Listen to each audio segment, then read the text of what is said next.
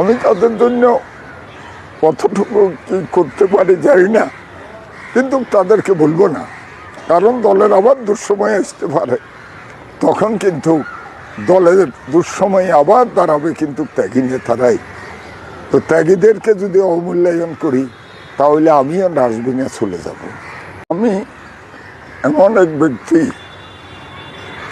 আমি সহযোদ্ধাদের ঋণ বলবো না, তাদের যে কন্ট্রিবিউশন দলের দুঃসময়ে, তাদের যে এই দলের প্রতি আনুগত্য, অনেকে জীবনের বিনিময়ে, অনেকে আন্দোলন সংগ্রামে সক্রিয় থাকার কারণে আমরা ফেসিবাদ মুক্ত হয়েছি। এখানে ইয়াসিন চৌধুরী লিটন আছে, এখানে কামরুল ইসলাম আছে, এখানে আমার উত্তরের অনেক নেতৃবৃন্দ আছে, যারা কিন্তু দলের দুঃসময়ে রাজপথে সক্রিয় ছিল।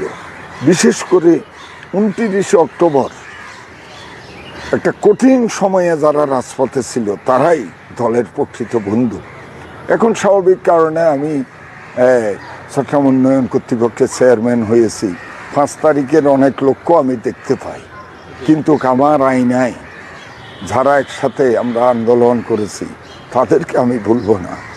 আমি তাদের জন্য কতটুকু কি করতে পারি জানি না, কিন্তু তাদেরকে বলবো না, কারণ দলের আবার দুঃসময় আসতে পারে।